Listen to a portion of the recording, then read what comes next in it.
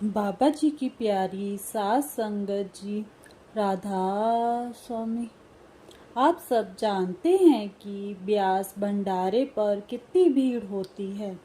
ऐसे ही एक बार एक परिवार ब्यास गया, सत्संग सुना, दर्शन किए, 2-3 दिन वहीं रहे और भंडारे के बाद ब्यास से ट्रेन में वापस आ रहे थे, क्योंकि उनकी ट्रेन में रिजर्वेशन थी। उनके पास छोटे बच्चे थे, एक बेटा और एक बेटी। ट्रेन में बहुत भीड़ थी। अचानक उनके बेटे को बहुत तेज बुखार हो गया, लेकिन उनके पास कोई दवाई नहीं थी और ना ही ठंडे पानी का इंतज़ाम था कि बच्चे को ठंडे पानी की पट्टियाँ लगा दी जाएं। वह टीटी से संपर्क करना चाहते थे, लेकिन टीटी भी उनको कहीं नजर नहीं आया। वह औरत तो रोने लग गई कि मेरे बेटे को क्या होगा। वह रोते रोते बाबा जी को याद करने लगी कि बाबा जी, अब आप ही कुछ करो। यहाँ तो ना कोई डॉक्टर है, ना ही इलाज। अभी सफ़र भी बहुत बड़ा है। बाबा जी तो हमारे साथ हैं और हमारे मन की बात जल्दी सुन लेते हैं। उसी समय ट्रेन में एक सरदार जी आए और बोले, मैं रेलवे का डॉक्टर हूँ। मुझे किसी ने कहा है कि इस डिब्बे में कोई बच्चा ज़्यादा बीमार है। कौन है वह औरत जो रो रही थी? वह बाबा जी को याद कर रही थी। उसने जब यह सुना तो वह खड़ी हो गई और बोली, अंकल, इधर मेरा बच्चा बहुत बीमार है, आप हमारी कुछ मदद कीजिए। वह सरदार जी बोले, मदद करने तो आए हैं, दिखाओ क्या हुआ है। जब उन्होंने बच्चे को हाथ लगा कर देखा, बोले, कोई बात नहीं, बच्चे को थोड़ी थकावट हो गई है, यह लो दवाई, इसे खिला दो, अभी थोड़ी देर में ठीक हो जाएगा। उस औरत ने सरदार जी से दवाई ले ली और बच्चे को खिला दी। उसी समय पता ही नहीं चला कि वह सरदार जी कहाँ चले गए। दवाई पीने के थोड़ी देर के बाद बच्चा ठीक हो गया और खेलने लग गया। वह पति पत्नी दोनों बाबा जी का शुक्र शुक्र करने लगे और बोले कि बाबा जी, आपके सिवाय हमारी मदद कोई नहीं कर सकता। जो सरदार जी थे वह आप ही थे। आपका बहुत बहुत शुक्रिया, शुक्र मालिका, शुक्र दातिया। एक बार एक बुजुर्ग आदमी बाबा जी से नामदान लेने के लिए आए। उनकी उम्र 90 साल से ज़्यादा थी। सेवादारों ने उनसे कहा, अंकल जी, आप इस उम्र में नाम लेने आए हो, पहले क्यों नहीं आए? तो वह बुजुर्ग बोले कि कुछ समय पहले मेरे पोते की शादी हुई है और बहू जो है वह राधा स्वामी परिवार से है। हमारे घर में तो कोई राधा स्वामी नहीं है। मेरी बहू मुझे हर रविवार को सत्संग सुनाने के लिए ले जाती है। मुझे अच्छा लगता है। मैंने ही उसे कहा कि मुझे भी ब्यास ले चल और नाम दिलवा दे, इसलिए वह मुझे यहाँ नाम दिलवाने के लिए आई है।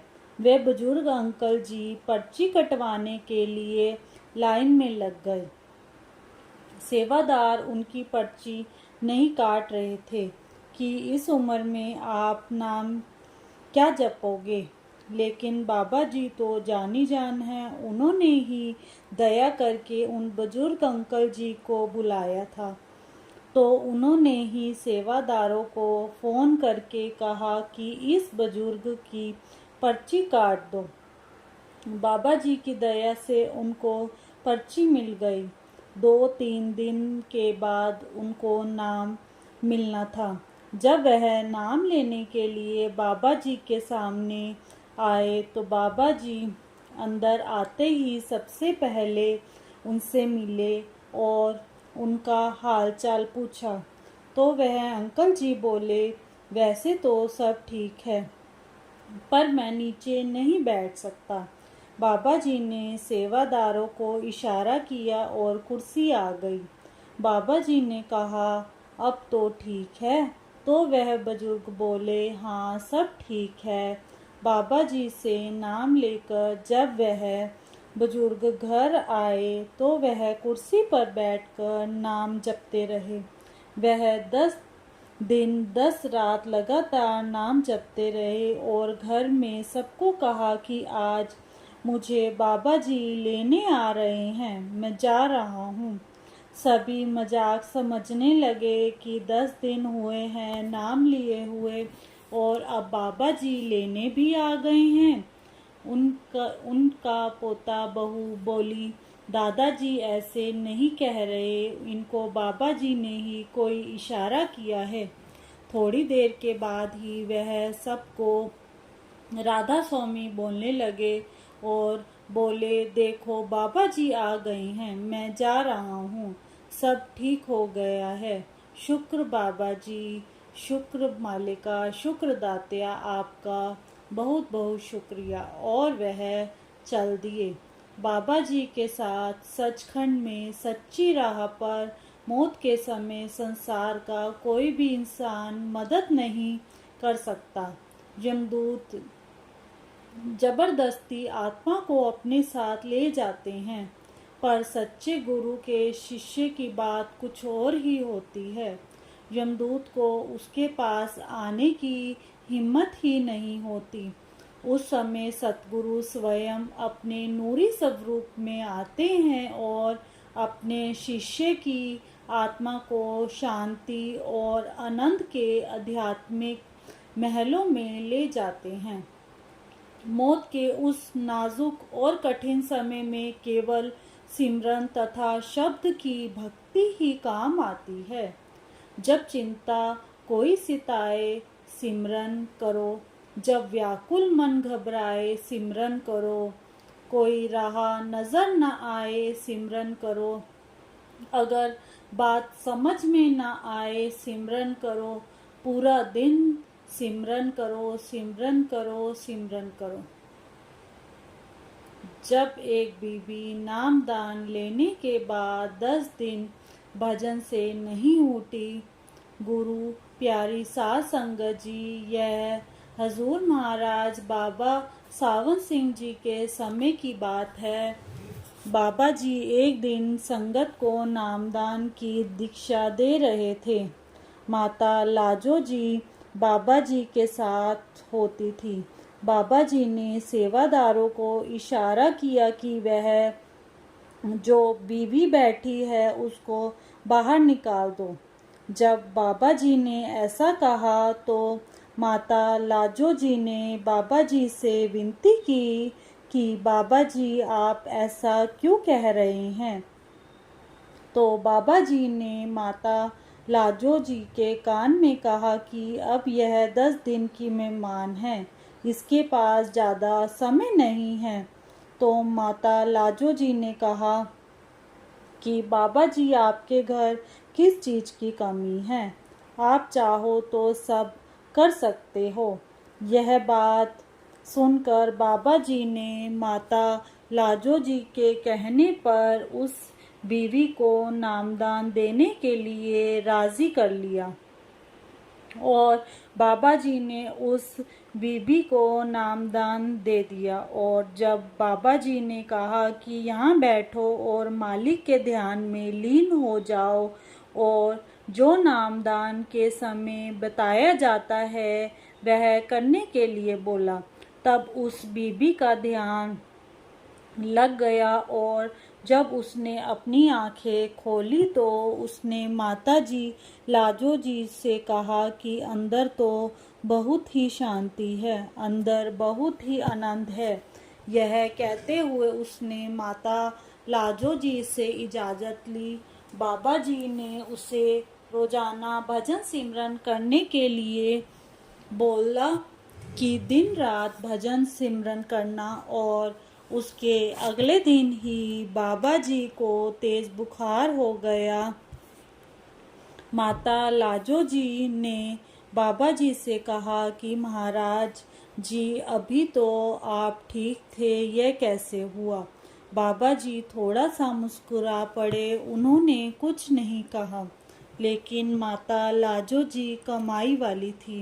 वह समझ गई कि बाबा जी ने उस बीवी को नामदान दिया है, उसके कर्म अपने ऊपर ले लिए, इसलिए यह सब हुआ है। उस बीवी की सूरत लगने लग गई और धुन को सुनने लग गई, और उसे यह भी पता चल गया कि उसकी मृत्यु के समय नज़दीक है। तो उसने अपने सभी परिवार वालों को बुलाकर कहा कि मैंने इतने बजे उस दिन चले जाना है। वह लोग यह सुनकर हैरान हो गए। जब माता लाजो जी को पता चला तो वह भी उनसे मिलने उनके घर पहुंच गई। तो माता जी को एक बिस्तर पे बिठाया गया था। माता लाजो जी ने उनसे कहा कि आप कैसे हो? वह बोल नहीं सकती कि उसे क्या मिल गया। तब उसने कुछ शब्दों से जाहिर करने की कोशिश की, लेकिन माता लाजो जी समझ गई थी कि वह क्या कहना चाहती है, और उन्हें यह भी पता चल गया था कि जो नज़ारा अंदर है उसे शब्दों में कहा नहीं जा सकता। जब माता जी ने कहा कि दिए की लो को कर दो, तो उसे बीबी ने कहा कि नहीं, बाबा जी ने वैसे अंदर ही बहुत प्रकाश कर दिया है, अब दिए की कोई ज़रूरत नहीं है। धन है मेरे बाबा जी, जिन्होंने मुझे मेरे अंतिम समय पर मुझे स्वीकार कर लिया। साथ संगत जी, हम नहीं जानते कि हमारे कैसे कैसे कर्म होते हैं और हमारे पास कितना समय बाकी है, लेकिन संत सतगुरु सब जानते हैं, उन्हें सब पता होता है, और वह सब चीज़ों को ध्यान में रखकर भी हमें स्वीकार कर लेते हैं। इससे ऊपर और हमारे लिए क्या हो सकता है? केवल संत सद्गुरु ही होते हैं जो हम जीवों को उद्धार कर सकते हैं। हम अपनी तरफ से जितनी भी कोशिश करते हैं उतनी नीचे धंसते जाते हैं। बाबा जी ही हमें अपनी बाजू पकड़ाकर हमें इन कष्टों से ऊपर लेकर आते हैं और हमारी मुक्ति करवा देते हैं। जैसे कि फरमाया जाता है कि हमें नाम सिमरन करना है, नाम की कमाई करनी है, क्योंकि इसी में सब कुछ है। इसके अलावा हमारा यहाँ कोई भी नहीं है और ना ही हो सकता है। हम अकेले आए हैं, अकेले ही जाएंगे।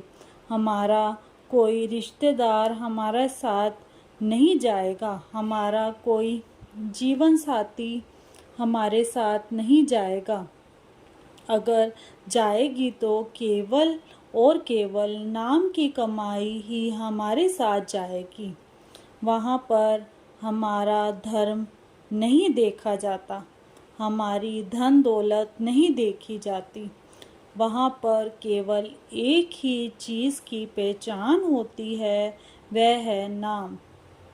अगर हमने नाम सिमरन रोज़ाना किया होगा तो वहाँ पर हमें कोई दिक्कत नहीं आएगी। मालिक हमें अपनी गोद में जगह देंगे। अगर हमने नाम की कमाई नहीं की, शब्द की कमाई नहीं की, तो हम दर दर भटकते रहेंगे। हमारा आना जाना लगा रहेगा। हम ऐसे ही ठोकरें खाते रहेंगे। इसलिए तो नाम की कमाई पर जितना जोर दिया जाता है, ऐसे नहीं है कि हमें जिम्मेदारियां नहीं निभानी। हमें जिम्मेदारियां भी निभानी है, हमें अपने कामकाज भी करने हैं, लेकिन सब कुछ करते हुए ही हमें नाम की कमाई के लिए समय भी निकालना है। हमें बैलेंस रखकर जीवन व्यतीत करना है।